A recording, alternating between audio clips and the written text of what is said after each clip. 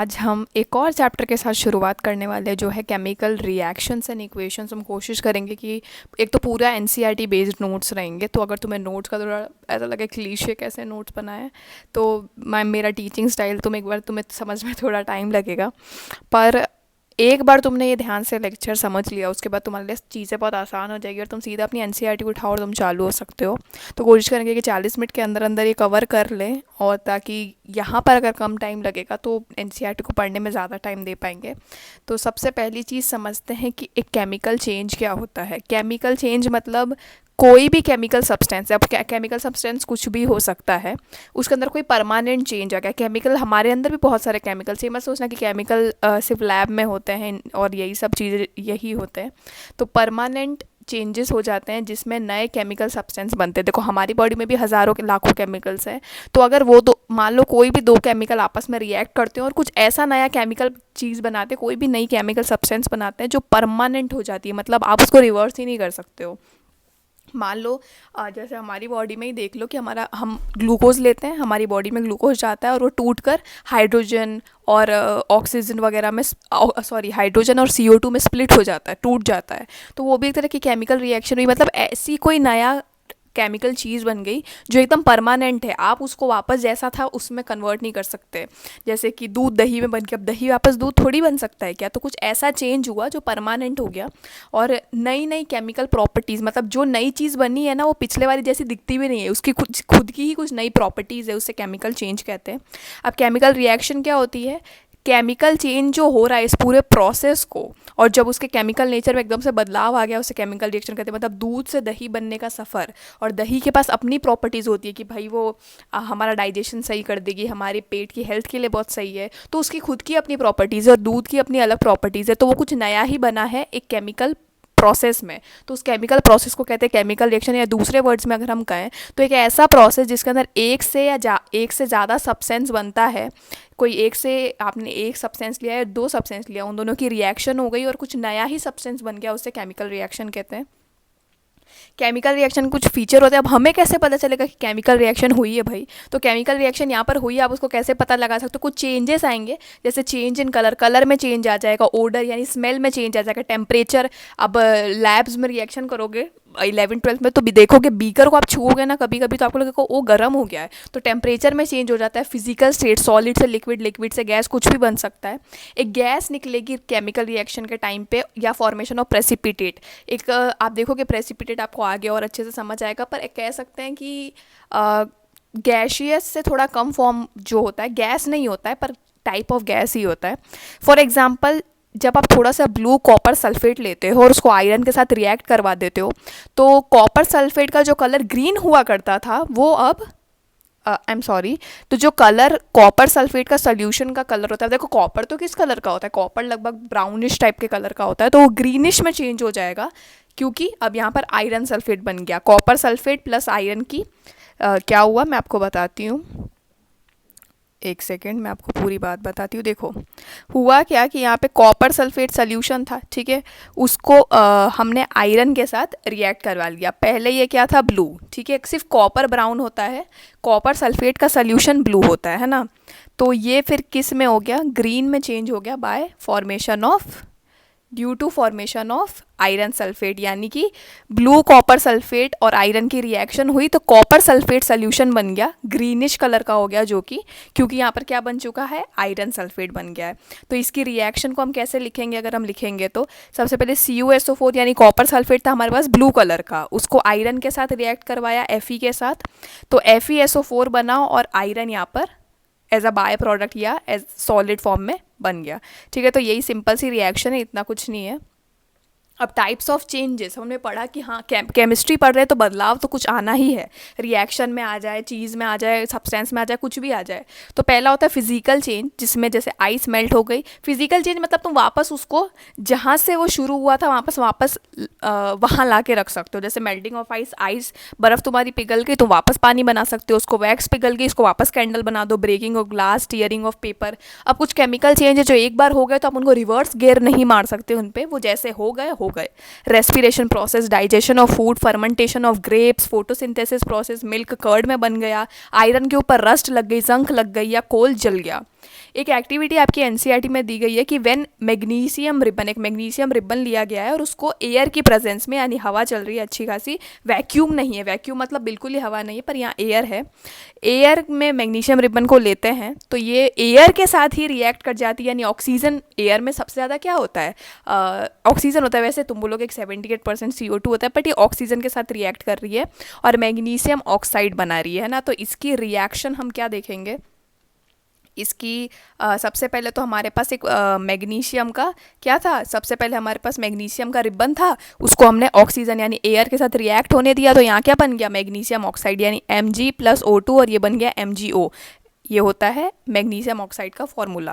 अब chemical equation क्या होती है, केमिकल इक्वेशन मतलब रिप्रेजेंटेशन, ये जो जो चीज़ें हो रही है, ठीक है, ये जैसे भी हो रही है, इसको आप केमिस्ट्री की भाषा में कैसे बताओगे, क्या मुंह पे जाके बता दोगे कि भाई मैग्नीशियम था ना वो ऑक्सीजन के साथ रिएक्ट हो गया, नहीं, उसके लिए एक बनाई जाती है केमिकल इक्वेशन। अभी तक जो हम ये सारी जो हम गाथा पढ़ रहे हैं, है ना, अभी हमने ऊपर हमें कॉपर सल्फेट के रिएक्शन पढ़ कर आए, और ये जो पूरी चीज़ हम पढ़ रहे हैं ये केमिकल रिएक्शन ही तो है, तो यही तो केमिकल रिएक्शन हमें बतानी है। अब हमने कोई रिएक्शन कराई लैब में, तो आप किसी और को कैसे बताओगे कि पहले ना मैंने ये लिया फिर मैंने ये लिया, तो ऐसे नहीं बताना होता है, उसके लिए केमिकल इक्वेशन बनाई गई है, यानी हर, पहली बात तो हर प्रोडक्ट के लिए या हर केमिकल, कह सकते हो केमिकल सब्सटेंस के लिए एक फार्मूला होता है। जैसे मैग्नीशियम के लिए हमने Mg पढ़ा, ऑक्सीजन के लिए O2 पढ़ा, ये आपको आना चाहिए कम से कम। पीरियोडिक टेबल में 18 तक जो एलिमेंट्स हैं उनके लिए क्या सिंबल्स है वो तो आना ही चाहिए।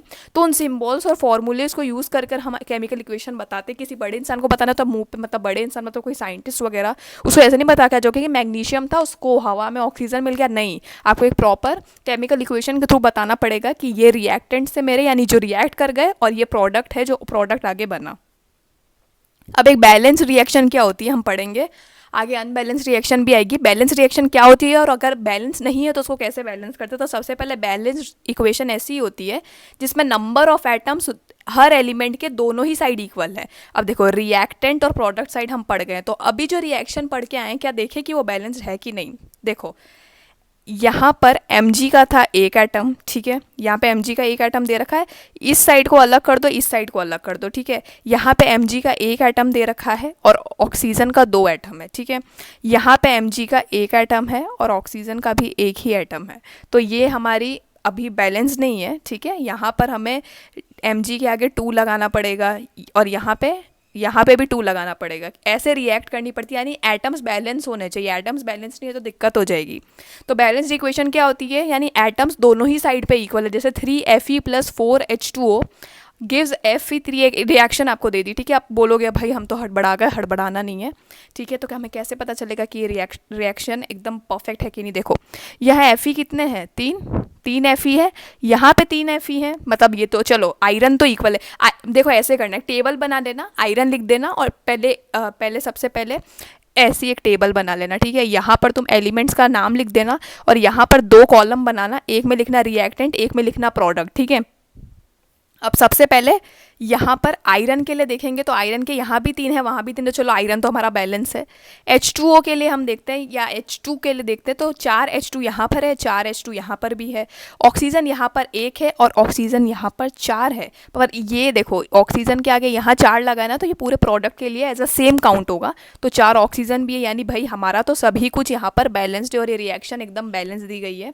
तो इस तरह से आपको एटम्स कंपेयर करने, कुछ स्टेप्स होती है इनको बैलेंस करने की। जैसे एक एग्जाम्पल दिया है कि BaCl2 + H2SO4 gives BaSO4 + HCl, यानी बेरियम क्लोराइड की रिएक्शन करवाई H2SO4 सल्फ्यूरिक एसिड के साथ, तो वो बना के देता है BaSO4 + HCl, है ना, HCl बना के देता है हाइड्रोक्लोरिक एसिड। सबसे पहले जैसे मैंने बताया बॉक्सेस बना दो, पहले तो हर फॉर्मूले के आसपास एक बॉक्स बना दो और बॉक्स के अंदर आपको कुछ नहीं बदलना, यानी जो है सो है। ये एक्चुअली ये कोई इंपॉर्टेंट स्टेप तो नहीं है, पर आपका कन्फ्यूजन दूर करने के लिए, जैसे H2SO4 है ना, इसका राउंड ब्लॉक बना दो कि भाई इसके अंदर मैं कुछ चेंज नहीं करूँगा या करूँगी, ताकि कुछ गड़बड़ ना हो जाए। अब जैसे ये अनबैलेंस रिएक्शन हमें दिए, ठीक है, जैसे मैंने बताया टेबल बनाओ, एटम्स लिख दो, है ना, हर एलिमेंट के एटम्स कितने हैं। अब देखो अनबैलेंस इक्वेशन है, लगभग इसीलिए तुम्हें दी होगी, कभी कभी बैलेंस भी दे देते हैं, पर लगभग अनबैलेंस्ड इक्वेशन ही दी होती है तुम्हें सॉल्व करने के लिए। तो एटम्स लिस्ट कर लो, और अगर बैलेंस्ड होगी तो ऊपर से ही पता चल जाएगा। जैसे हम ये वाली देख के आए ऊपर आयरन वाली, इसके बाद जिस कंपाउंड के पास मैक्सिमम नंबर ऑफ एटम है, रिएक्टेंट या प्रोडक्ट, जैसे हमारी नज़र सबसे पहले उस पे गई थी, आयरन पे, पर नहीं, आपको हाइड्रोजन से स्टार्ट करना चाहिए था, जिसके पास सबसे ज़्यादा एटम होते हैं, भले रिएक्टेंट में या प्रोडक्ट में, उससे स्टार्ट करते हैं। अब आपको दोनों एटम्स को बराबरी पे लाना है, तो फॉर्मूला ख़राब नहीं होने चाहिए, सबस्क्रिप्ट नहीं ख़राब होने चाहिए। यानी सबस्क्रिप्ट किसे कहते हैं, आपने कंप्यूटर में पढ़ा होगा कभी, सबस्क्रिप्ट किसे कहते हैं, वो ख़राब नहीं होनी चाहिए। यानी जैसे H2SO4 है, तो ये ऑक्सीजन की 4 है ना, ये सबस्क्रिप्ट है, H की 2 सबस्क्रिप्ट है, यहाँ पे ऑक्सीजन की 4 सबस्क्रिप्ट है। ये नहीं ख़राब होनी चाहिए, जो लगाना है आपको आगे लगाओ, यानी H के आगे लगाओ, कोएफिशिएंट लगाओ, है ना। सबस्क्रिप्ट ख़राब नहीं होनी चाहिए। एक टाइम पे एक ही एलिमेंट को कोशिश करो कि आप उसको सूटेबल तरीक़ों से सूटेबल कोएफिशिएंट लगाकर बैलेंस कर सको। अब आपकी बैलेंस इक्वेशन सही से बैलेंस हुई है कि नहीं, एटम्स गिन लो दोनों साइड की इक्वेशन पे, और उनके जो भी सिम्बॉल्स है, जैसे अगर कोई गैस है इक्वेशन में तो उसका आगे G लगा दो, लिक्विड है तो L, सॉलिड, एक्वा, सबके लिए अलग अलग सिम्बॉल्स होते हैं फिजिकल स्टेट के लिए। फाइनली हमारी ये बैलेंस्ड केमिकल रिएक्शन निकल करके आती है, ठीक है। अब अनबैलेंस रिएक्शन क्या होती है, अनबैलेंस रिएक्शन की एक तो कैरेक्टरिस्टिक होती है कि गैस इवॉल्व हो जाएगी, क्योंकि भाई कुछ तो बाय प्रोडक्ट है जो बैलेंस नहीं हो पाया है। अब एक केमिकल रिएक्शन देखो, जिंक और डाइल्यूट सल्फ्यूरिक एसिड की, जिसको कैसे पता चलेगा, आपको कैसे पता चलेगा, मतलब लैब में आप रिएक्शन कर रहे हो, अभी आपने कुछ लफड़ा नहीं निकाला कि मैं बैलेंस कर रहा हूँ, बैलेंस कर रही हूँ, कोई लफड़ा नहीं है, बस आप उसको देख के पहचान गए कि ये रिएक्शन अनबैलेंस है। जैसे जिंक की करवाई हमने डाइल्यूट सल्फ्यूरिक एसिड के साथ, तो बना ZnSO4, H2 गैस इवॉल्व हो गई, हाइड्रोजन गैस, कोई भी गैस इवॉल्व हो गई, मतलब आपकी रिएक्शन जो है वो अनबैलेंस्ड है। इसका एक और एग्जाम्पल हमें दे रखा है, इसमें भी हाइड्रोजन हमारी रिलीज हो रही है।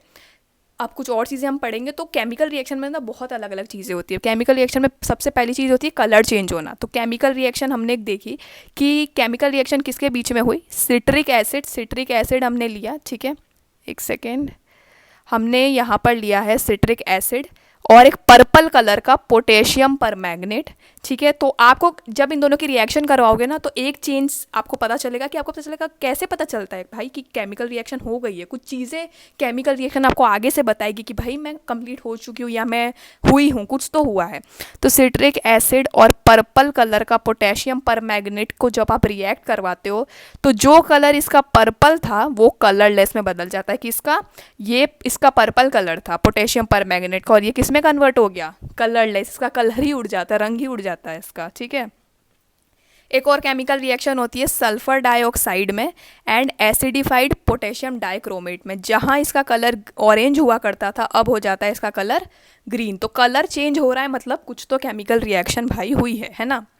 अब change in state of substance, state में भी चेंज आ जाता है कभी कभी।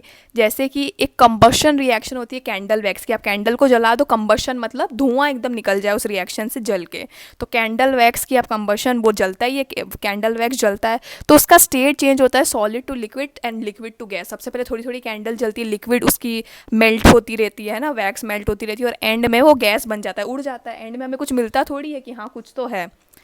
अब कैंडल वैक्स रूम टेम्परेचर पे तुम एक मोमबत्ती ला के रख दो, वो सॉलिड है, जो वाटर उससे बन रहा है वो लिक्विड हो जाता है रूम टेम्परेचर पे, और वो क्या रिलीज करता है as a gaseous form, carbon dioxide को प्रोड्यूस करता है। जब पूरी कैंडल जल जाती है तो उससे कौन सा धुआं निकलता है, कार्बन डाइऑक्साइड निकलता है।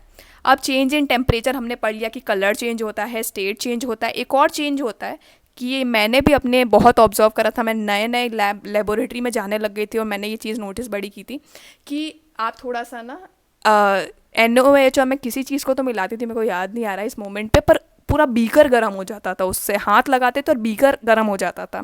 तो इसमें एक रिएक्शन हुई है क्विक लाइम में, क्विक लाइम यानी कैल्शियम ऑक्साइड और वाटर को आप मिला दोगे तो वो क्विक लाइम कहलाता है, और जिससे बनता है वाटर फॉर्म, देखो वाटर, ठीक है, वाटर और CaO को क्विक लाइम कहते हैं। इन दोनों की रिएक्शन करवाओगे तो बनेगा स्लेक्ड लाइम, और कुछ हीट भी, मतलब आप बीकर पे, मेरे को पता तो नहीं है कि कितनी हीट एकदम एग्जैक्टली प्रोड्यूस होती है, पर मैं तो बीकर पे हाथ लगा के पता कर लेती थी कि हाँ गर्म हुआ है, मतलब रिएक्शन हुई है। और एक और चीज़ रिएक्शन की ऐसी लगाता है, टीका लगाता है कि हाँ भाई रिएक्शन तो हुई है, वो which is formation of precipitate, यानी प्रेसिपिटेट बना कुछ गैशियस फॉर्म टाइप का। तो केमिकल रिएक्शन करवा दो सल्फ्यूरिक एसिड और बेरियम क्लोराइड में। ये चीज़ आपको याद रखनी पड़ेगी। इसका बेस्ट आइडिया है कि एक A4 साइज शीट पेपर लेना और जो जो रिएक्शंस आपके NCERT में दिए उसको लिख देना और चिपका लेना। मैं तो ऐसे ही करती थी। तो sulphuric acid barium chloride solution के साथ उसकी रिएक्शन कराओ जिसमें एक वाइट प्रेसिपिटेट। अब देखो गैस क्या होती है ना, गैस आप सिर्फ कि देख भी नहीं सकते हो एक्चुअली गैस, आप गैस बस हो जाती है, इवॉल्व हो जाती है।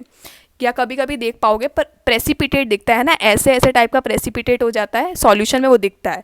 तो बेरियम सल्फेट का एक वाइट प्रेसिपिटेट बनता है, यानी बेरियम क्लोराइड और सल्फ्यूरिक एसिड की रिएक्शन करवाई तो बेरियम सल्फाइड बना, और क्या हुआ, ये सॉलिड फॉर्म में, प्रेसिपिटेट के फॉर्म में नीचे ही बैठ गया। ये सॉल्यूशन है तो इसके नीचे यहीं पे प्रेसिपिटेट बैठ गया है, ठीक है। तो ये हो गया फॉर्मेशन ऑफ प्रेसिपिटेट। नेक्स्ट है केमिकल रिएक्शन किन किन टाइप्स की होती है। तो सबसे पहले कॉम्बिनेशन रिएक्शन, कॉम्बिनेशन नाम ही पता चल रहा है, दो से ज़्यादा चीज़ कंबाइन हो रही है। तो सिंथेसिस, दो से ज़्यादा सब्सटेंस या रिएक्टेंट जब कंबाइन होते हैं एक सिंगल प्रोडक्ट बनाने के लिए, तो उसे कॉम्बिनेशन रिएक्शन कहते हैं। इसका एग्जाम्पल है फॉर्मेशन ऑफ वाटर, हाइड्रोजन और ऑक्सीजन मिलती है और वाटर बनता है। अब एक्सोथर्मिक रिएक्शन क्या होती है, एक ऐसी रिएक्शन, हम अभी जस्ट पढ़ के आ रहे हैं कि इस रिएक्शन में टेम्परेचर चेंज होता है, यानी कुछ हीट निकलती है, तो इस रिएक्शन को हम एक्सोथर्मिक में डाल सकते हैं। यानी कि ऐसी रिएक्शन जिसमें हीट रिलीज या इवॉल्व होती है, मतलब कुछ तो उसने ऐसा प्रोडक्ट बनाया है रिएक्टेंट्स ने जिससे हीट निकल रही है, हीट रिलीज हो रही है, तो उसे एक्सोथर्मिक रिएक्शन कहते हैं। और इसके एग्जाम्पल्स क्या क्या देखेंगे हम, एक तो हम देख कर आए कि कैसे ये हमने लाइम वाला, क्विक लाइम वाला जो देखा है वो, कि क्विक लाइम से स्लेट लाइम बन रही है, वो चीज़। फिर एक और होता है कि KOH को हाइड्रोजन के साथ आप मिक्स करोगे, ठीक है, तो ये बनेगा आपका बनेगा एक तो एक्वस बन जाएगा KOH, और थोड़ी सी हीट रिलीज हो जाएगी। नेचुरल गैस, कोई भी नेचुरल गैस आप जला दो, मीथेन ईथेन जला दो तो उससे भी हीट रिलीज होगी। एंडोथर्मिक रिएक्शन, ये एक रिएक्शन ऐसी जिसमें हीट एब्जॉर्ब, यानी आपको हीट देनी पड़ेगी। अब जैसे आइस को कैसे मेल्ट करोगे भाई, उसको कुछ तो हीट मिल रही होगी, इतनी देर से वो बेचारी फ्रिज में पड़ी थी, उसको बाहर निकाल के रख दिया, तो उसका हीट चेंजेस तो हुए ना, उसको अब गर्मी लग रही है बाहर, तो वो तो पिघल ही जाएगी।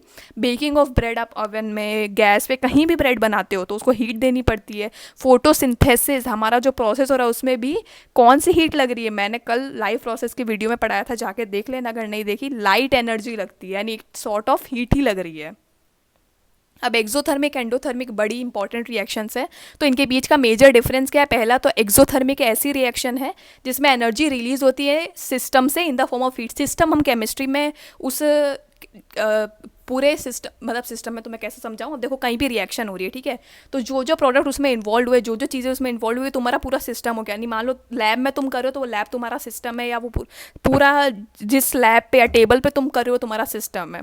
तो जो सिस्टम में तुम रिएक्शन कर रहे हो वहाँ से अगर एनर्जी रिलीज हो रही है हीट के फॉर्म में, तो वो एक्सोथर्मिक है, जैसे burning of coal, precipitation process. Endothermic एक ऐसी रिएक्शन है जिसमें सिस्टम एब्जॉर्ब कर लेता है हीट। अब फोटोसिंथेसिस क्या है, लाइट एनर्जी एब्जॉर्ब कर रही है। मेल्टिंग ऑफ आइस, हमारी बर्फ़ पिघल रही है तो उसने कुछ तो सराउंडिंग से हीट एब्जॉर्ब करी है, तभी तो बेचारी पिघल गई।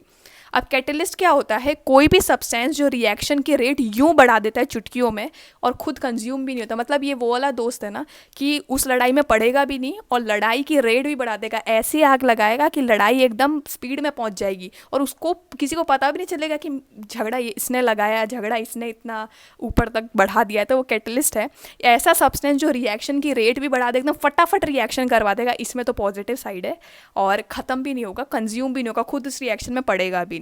अब डीकम्पोजिशन रिएक्शन क्या होती है। डीकम्पोजिशन रिएक्शन एक ऐसी रिएक्शन है जिसमें एक सिंगल कंपाउंड या सब्सटेंस को तोड़ा जाता है दो से ज़्यादा सब्सटेंस पाने के लिए। एग्जाम्पल, अमोनिया को तोड़ा जाता है नाइट्रोजन और हाइड्रोजन में, ठीक है। टू को तुम एक बार कोफिशिएंट वगैरह को छोड़ देते हो समझने के लिए। NH3 को तोड़ा गया N2 + H2 में। अधिकतर डीकम्पोजिशन रिएक्शन को एनर्जी चाहिए भाई, अब कोई चीज़ को तोड़ना है तो एनर्जी तो चाहिए, ऐसे तो टूट नहीं जाएगी, in the form of heat, light और इलेक्ट्रिसिटी। अब सिंगल डिस्प्लेसमेंट रिएक्शन या रिप्लेसमेंट रिएक्शन क्या होती है। इस रिएक्शन में एक एलिमेंट किसी भी कंपाउंड के साथ रिएक्ट करता है और एक प्रोडक्ट ऐसा बनाता है जो मोर रिएक्टिव एलिमेंट। अब देखो अक्सर ऐसा होता है ना कि एक क्लास में तुम टॉपर थे, अगली क्लास में जो तुमसे अच्छा पड़ेगा वो तुम्हें रिप्लेस कर देगा, तुम्हारी जगह वो ले लेगा, तुम्हारी गद्दी वो ले लेगा। तो यही चीज़ होती है सिंगल डिस्प्लेसमेंट रिएक्शन में, जिसको आप रिप्लेसमेंट रिएक्शन भी कहते हैं। यानी एक एलिमेंट जब एक कंपाउंड के साथ रिएक्ट कर रहा तो वो कुछ ऐसा ही प्रोडक्ट बना देगा जो मोर रिएक्टिव एलिमेंट है ना वो लेस को रिप्लेस कर लेगा। मतलब कोई ऐसा एलिमेंट होगा जो उतनी अच्छी रिएक्शन नहीं कर रहा होगा या इतना रिएक्टिव नहीं है, उसको मोर रिएक्टिव वाला रिप्लेस कर देगा। अब डबल डिस्प्लेसमेंट रिएक्शन क्या होती है। इस रिएक्शन में दो कंपाउंड्स रिएक्टेंट साइड पे एक तो रिएक्ट भी कर रहे हैं और दो कंपाउंड्स प्रोडक्ट साइड पे बना रहे हैं। यानी दो, यहाँ पे सिंगल डिस्प्लेसमेंट सिर्फ एक कंपाउंड डिस्प्लेस हो रहा था, यहाँ दो हो रहे हैं ना। शायद यही कॉपी हो गया है ना वापस। इलेक्ट्रोलिसिस ऑफ वाटर क्या होता है? Electrolysis of water, electrolysis, electro मतलब इलेक्ट्रिसिटी और लाइसिस मतलब किसी चीज़ को तोड़ना। तो इसमें क्या होता है, वाटर को डीकम्पोज करा जाता है। देखो ना, प्योर हाइड्रोजन और ऑक्सीजन हम बहुत सारी बना सकते हैं। हमारे पास पानी तो इतना सारा नहीं है, पर उससे बहुत सारी हम प्योर हाइड्रोजन और ऑक्सीजन बना सकते हैं। कई जगह पे इतने एडवांस मशीन है नहीं, पर इलेक्ट्रोलाइसिस के थ्रू आप वाटर को डीकम्पोज यानी तोड़ सकते हो प्योर हाइड्रोजन और ऑक्सीजन के अंदर। जब आप उसके अंदर एक इलेक्ट्रिक करंट मतलब पानी के अंदर करंट डाला और वो प्योर हाइड्रोजन और ऑक्सीजन में स्प्लिट हो जाएगा। वाटर मॉलिक्यूल्स को आपको इसमें डिकम्पोज कर सकते हो H+ एंड OH- आयन में। यानी क्या हुआ पूरा प्रोसेस ऐसा हुआ कुछ कि आपने ले लिया था पानी, ठीक है, आपने लिया था पानी, वाटर, उसके अंदर आपने इलेक्ट्रिक करंट डाला तो वो हाइड्रोजन और ऑक्सीजन में स्प्लिट हो गया और प्योर फॉर्म में स्प्लिट हुआ है। तो बड़ा काम की चीज़ है, बड़ी हाइड्रोजन ऑक्सीजन प्योर फॉर्म में बहुत यूज़ आते हैं। अब डीकम्पोजिशन के बाद हाइड्रोजन टू ऑक्सीजन का प्रपोर्शन क्या है? मतलब हाइड्रोजन तो 2 यूनिट बना, मान लो समझने के लिए 2 यूनिट, और ऑक्सीजन 1 यूनिट ही बना, मतलब हाइड्रोजन ऑक्सीजन से डबल बनता है। अब फोटो इलेक्ट्रिक डीकम्पोजिशन रिएक्शन, इस रिएक्शन में AgCl यानी सिल्वर क्लोराइड को आप सनलाइट से एक्सपोज करते हो, सनलाइट में जाके रख देते हो और ये डीकम्पोज हो जाता है। यानी AgCl को सनलाइट के प्रेजेंस में हमने देखा तो वो Ag यानी सिल्वर और क्लोराइड में टूट गया। AgCl वाइट होता है कलर में, जब उसको सनलाइट देते हैं, सनलाइट से एक्सपोज करते हैं यानी उसके अंदर रखते हैं, तो ग्रे कलर का सिल्वर मेटल जो कि Ag होता है वो बना देता है, जो कि widely black and white photography एक होता है, फोटोग्राफी का टाइप ही होता है, उसमें बड़ा यूज़ होता है ये ग्रे कलर का सिल्वर मेटल। अब कोरोजन क्या होता है? कोरोजन मतलब gradual destruction of a pure metal. आप एकदम नया को लाए थे आयरन, आप लाए थे एक आयरन की अलमारी, आपने अपने घर में रखी, धीरे धीरे वो आयरन प्योर था, प्योर मेटल था, धीरे धीरे उसका डिस्ट्रक्शन होने लग गया, उस पर जंग लगने लग गई, कोरोड होने लग गया, जिसको खदड़ना कहते हैं, मतलब जाने लग गया वो प्योर मेटल जो था, उसका डिस्ट्रक्शन धीरे धीरे बर्बाद होने लग गया वो बाय एक्शन ऑफ एयर। अब देखो, अलमारी तुम छुपा के तो कहीं रखोगे नहीं, अलमारी में जो है वो छुपा के रखोगे, अलमारी थोड़ी छुपा के रखोगे। तो एयर आ रही है, उस पर मॉइस्चर, पानी लग रहा है, केमिकल्स, बहुत सारे केमिकल्स जो उसके सरफेस पे रिएक्ट कर रहे हैं, तो उसकी वजह से धीरे धीरे उसका डिस्ट्रक्शन हो जाता है, इसलिए थोड़ा संभाल के रखो। एग्जाम्पल, जब एक आयरन को आप डैम्प एयर में रखते हो, अगर आपने थोड़ी देर किसी आयरन को डैम्प एयर में रख दिया तो एक रेडिश ब्राउन चीज़ जिसे रस्ट कहते हैं, जंक लगना, वो उस पर लग जाएगी। जंक को आप आयरन ऑक्साइड भी कह सकते हो। आयरन ऑक्साइड यानी आयरन तो वो था ही, ऑक्साइड यानी ऑक्सीजन के साथ मिलकर उसने आयरन ऑक्साइड बना दी। अब ऑक्सीडेशन एंड रिडक्शन रिएक्शन क्या होती है? ऑक्सीडेशन मतलब ऑक्सीजन इसमें ऐड हो, कोई भी रिएक्शन जिसमें ऑक्सीजन ऐड हो जाए, ऑक्सीजन के साथ रिएक्शन हो जाए। देखो, एडिशन ऑफ ऑक्सीजन यानी यहाँ पे सल्फर डाइऑक्साइड थी, उसको ऑक्सीजन के साथ कंबाइन कर दिया तो ऑक्सीडेशन हो गया, जिसमें ये ऑक्सीजन से बहुत प्यार करता है और हाइड्रोजन से बड़ी दुश्मन करता है। ये हाइड्रोजन का रिमूवल कर देगा, यानी कोई भी प्रोडक्ट है, कुछ प्रोडक्ट तो ये रिएक्टेंट था, इससे कुछ प्रोडक्ट तो बनेगा ही, साथ साथ कुछ हाइड्रोजन भी निकलेगा। तो ऑक्सीडेशन का मतलब ऑक्सीजन का एडिशन हो गया और हाइड्रोजन का रिमूवल हो गया। हाइड्रोजन को आगे जाके पढ़ोगे, हाइड्रोजन को इलेक्ट्रॉन भी कहते हैं, ठीक है। तो इलेक्ट्रॉन और हाइड्रोजन दोनों का रिमूवल या लॉस ये करने को तैयार है, पर ऑक्सीजन इसको चाहिए बेशक। लॉस ऑफ इलेक्ट्रॉन्स करता है, एक ऑक्सीडाइजिंग एजेंट होता है। जैसे कपड़े धोते हैं तो ब्लीच, डिटर्जेंट वगैरह वगैरह यूज़ करते हैं, तो वैसे ही इस प्रोसेस को करने के लिए ऑक्सीडाइजिंग एजेंट अक्सर लगता है। तो क्लोराइड एक इलेक्ट्रॉन के साथ मिला और उसने एक इलेक्ट्रॉन जाकर लूज़ कर दिया कि भाई मुझे तो नहीं चाहिए, तुम ही ले लो, है ना। ये ऑक्सीडेशन स्टेट इसकी डिक्रीज हो जाती है जब ये इलेक्ट्रॉन्स का लॉस करता है। अब रिडक्शन में क्या होगा? इसको ऑक्सीजन से कोई मोह माया नहीं है, कहता है तुम ले जाओ, ऑक्सीजन का रिमूवल करता है, बस हाँ इसको हाइड्रोजन दे दो और इलेक्ट्रॉन से गेन करेगा, है ना। तो रिमूवल ऑफ ऑक्सीजन, CO2 जैसे C+O2 में टूट गया, इसने O2 भेज दी, मेरे को नहीं चाहिए, रिमूव करो इसको। पर ये हाइड्रोजन के साथ रिएक्शन करता है, जैसे यहाँ पे क्लोराइड की रिएक्शन हो रही है हाइड्रोजन के साथ और ट्वाइस ऑफ HCl बन रहा है, N2+3H2 हो रहा है, जिससे 2NH3 यानी अमोनिया बन रहा है। तो इसको बड़ा प्यार होता है, इसको हाइड्रोजन और इलेक्ट्रॉन से बड़ा प्यार है। यहाँ इलेक्ट्रॉन्स गेन हो रहे हैं, जैसे कि Zn के साथ 2 इलेक्ट्रॉन, Zn2+ ने 2 इलेक्ट्रॉन्स गेन करके Zn बना लिया। इसमें ऑक्सीडेशन स्टेट इसकी डिक्रीज़ हो जाती है, शायद इसमें इंक्रीज़ होगी, एक्चुअली यहाँ पे इंक्रीज़ होगी, क्योंकि ऑक्सीडाइजिंग एजेंट अगर आप यूज़ कर रहे हो तो इंक्रीज़ होनी चाहिए, वो डिक्रीज़ नहीं होगी। अब रिडॉक्स रिएक्शन क्या होती है? रिडॉक्स रिएक्शन में जिसमें ऑक्सीडेशन और रिडक्शन साइमल्टेनियसली होता है। साइमल्टेनियसली मतलब एक ही साथ होता है, ना आगे ना पीछे, एकदम एक ही साथ। केमिस्ट्री में कोई भी चीज़ आगे पीछे थोड़ी सी भी हो गई ना तो बहुत गड़बड़ हो जाती है, तो ये दोनों चीज़ें एक साथ होती है। जैसे एक रिएक्शन है Zn प्लस, मतलब जिंक और कॉपर की रिएक्शन हो जाती है, तो इसमें क्या हुआ, सबसे पहले यहाँ पे Zn था और यहाँ Zn2 प्लस हो गया, यानी यहाँ पे इसने प्लस लग रहा है, मतलब उसने इलेक्ट्रॉन ले लिया है, अपनी पार्टी में इलेक्ट्रॉन ले लिया है, तो प्लस हो गया, यानी सॉरी प्लस हो गया मतलब इसने इलेक्ट्रॉन दे दिया। बड़ा दानी है, मैंने तो ऐसे ही याद रखा था कि प्लस है मतलब वो इलेक्ट्रॉन दे चुका है। तो यहाँ पे Zn2 प्लस इसलिए हो गया क्योंकि ये 2 इलेक्ट्रॉन दे चुका है, तो ये रिड्यूसिंग एजेंट है। मैंने पढ़ाया था कि रिड्यूसिंग एजेंट जो होता है ना, Zn यहाँ पर रिड्यूसिंग एजेंट है जिसने इलेक्ट्रॉन का दान कर दिया। और अगर किसी के ऊपर माइनस लग जाता है, अब देखो ये तो कुछ नहीं है, Cu है बस, है ना, तो इसने 2 इलेक्ट्रॉन गेन कर लिए और ये Cu बन गया। तो ये पहली वाली रिएक्शन हमने देख ली, ठीक है। एग्जाम्पल 2 है जिसमें H2SO4 और HBr की रिएक्शन होती है, ठीक है। इसमें क्या होगा, H2SO4 है, HBr के साथ उसकी रिएक्शन हुई और सल्फ़र जो है, सल्फ़र बना, ब्रोमीन बना और हाइड्रोजन बना, ठीक है। तो इसमें क्या होगा, सबसे पहले ऑक्सीडेशन हो गया, यानी कि Br माइनस से ये Br2 बन गया, और यहाँ पर जो रिएक्ट कर रहा है, यहाँ पहले जो रिएक्टेंट में पड़ा है वो रिड्यूसिंग एजेंट है, और S+6 H2SO4 में जो हम बात करेंगे तो S+4 यहाँ पर SO2 में कन्वर्ट हो गया, और यहाँ पर H2SO4 बाद वाला ऑक्सीडाइजिंग एजेंट है।